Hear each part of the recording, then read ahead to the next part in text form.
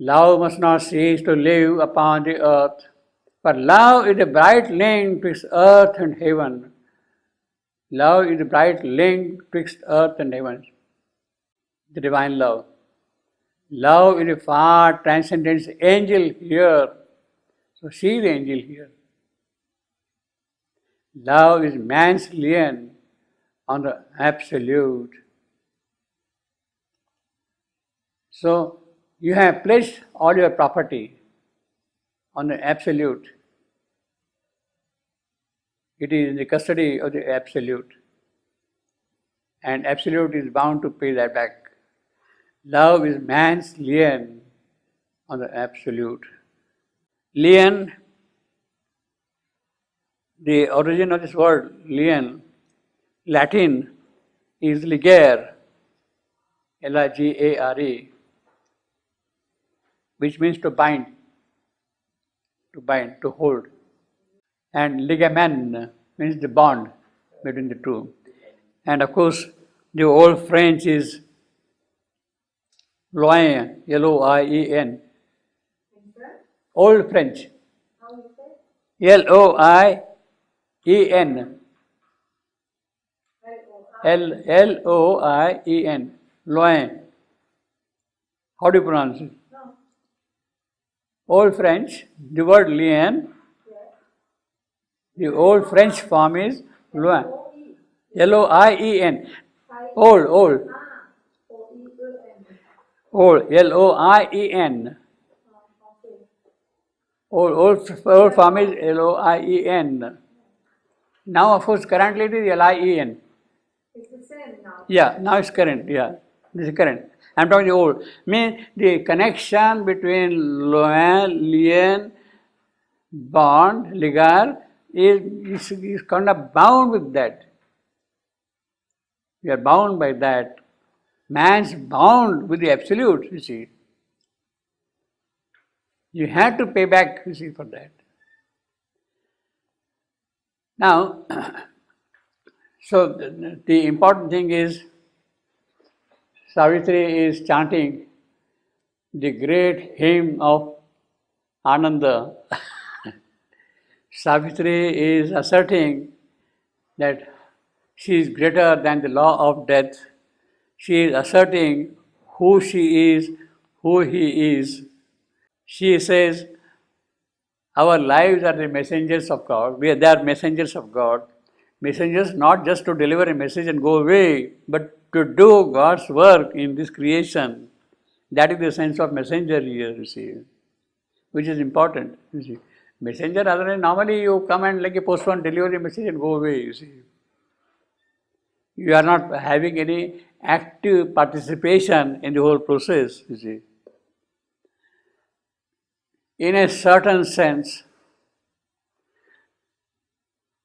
in a very limited, in a certain sense, you can say that Narad was a messenger. He brought the word of faith. He delivered the word of faith. But then, it was not a neutral participation of Narad.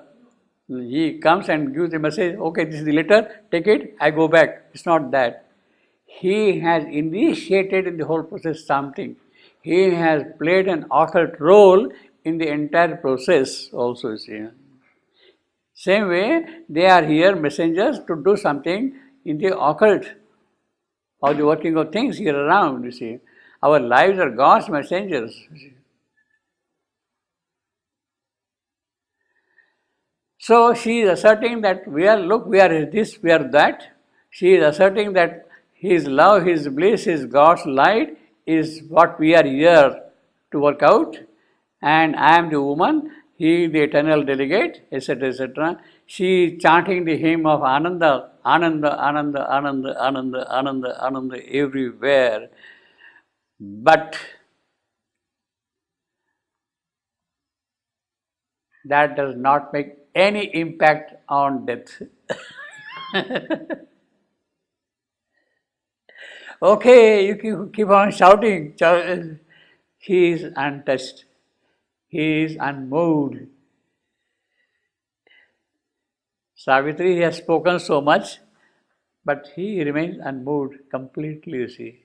Love is man's lien on that. Okay, maybe, so what? I am not going to budge from my law.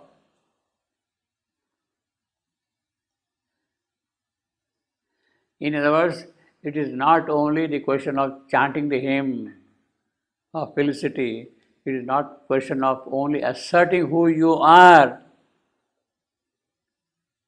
It is something more than that, which alone death will respect.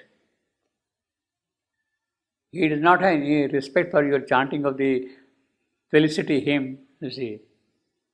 No respect at all, you see. Which is in a way a good thing.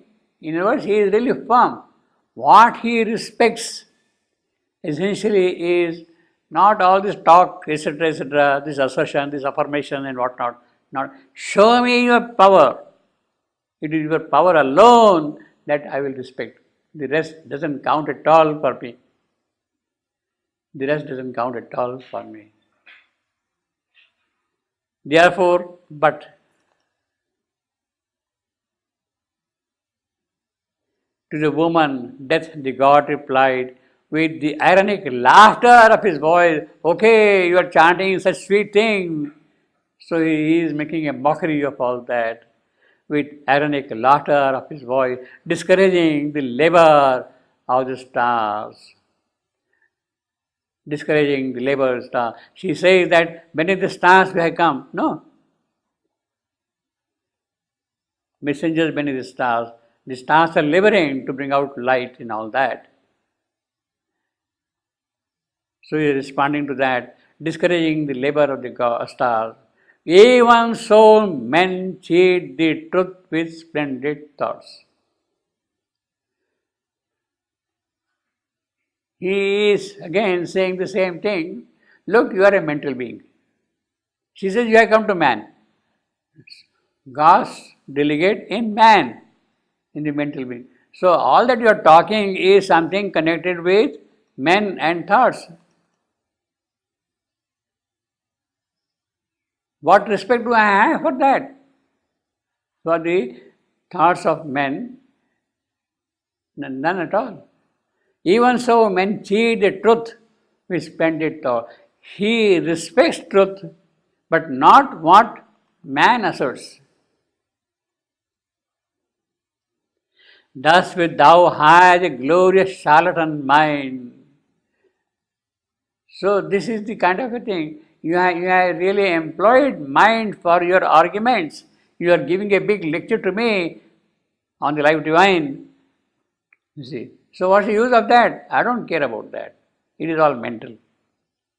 What I want to see is the power. What I want to see is the power. Thus wilt thou hide. Well, actually it is the same thing. That Ananda hymn is there, Ananda Valli is being chanted, ho, ho, ho's, all that thing, gloriously. It does not make any impact on not death at all. Death remains untouched. The whole life divine is there with all its power and force. Shivandu has written the whole life divine, about 1000 pages, is there. It does not make any impression at all on death. And therefore the occult process has to go. Then what for the life divine is there? As far as death is concerned, he doesn't care about life divine. He remains untouched by it. What for Savitri is there? Or life divine is there? They are there to prepare men. Not to deal with cosmic powers in that sense directly.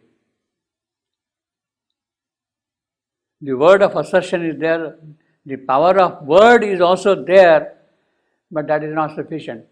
Shivandu and your mother had to do yoga to make life divine and Savitri work in this creation. By simply writing Savitri or by simply writing life divine, the problem is not solved. It's a much deeper issue than that. At the occult level, you have to deal with persons and personalities. You see. In the cosmic working, they have a function to prepare, to establish the ground, adhara, support, so that things can get built up, you see. Thus wilt thou hide the glorious charlatan mind to weave from his ideals gossamer air, thin fabric, fine fabric, to weave from his ideals, his of man, to weave from his ideals gossamer air, mind. Normally, it is mind who makes voluble claims. I will do this, I will do that, I will do that. Self-assertion is that. So, charlatan mind, here mind is taken as his. Normally, mind is used as it in Savitri. Thus wilt thou have the glorious charlatan mind to wave from his ideals gossamer air, a fine raiment for thy body's new desire, and thy heart's clutching, greedy passion clothed. So he is bringing down again the whole issue to the mental vital level. You have employed mind because you have got a vital desire for your lover, for your husband. And therefore you are making such a big speech. The speech has no content at all, you see. He is dismissing the whole thing as simply a greedy passion of Savitri. She is hiding behind her speech her passion. Thy heart's clutch. What does he say? He is for mind. Does he say French? Mind. Huh? Mental. No, mental. So he says it's an ideal, a thin fabric made of ideal, you see.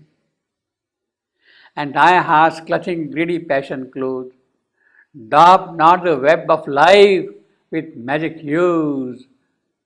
Don't paints colors on that thing and give with magic hues. Make rather the thought a plain and faithful gloss. So what you are really doing is you are simply daubing paint on that thing, you see.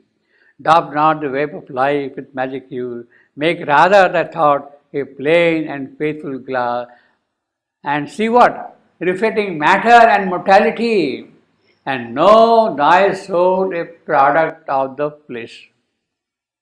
That is all he knows.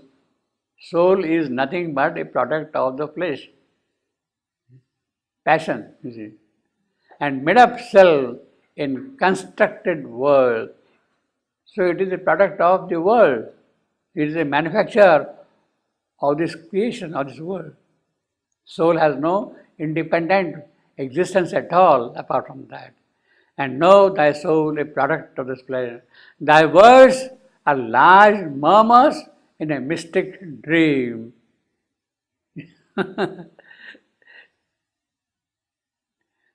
Murmurs in a mystic dream. So you are dreaming all these things. And it is there, these words are murmuring, humming.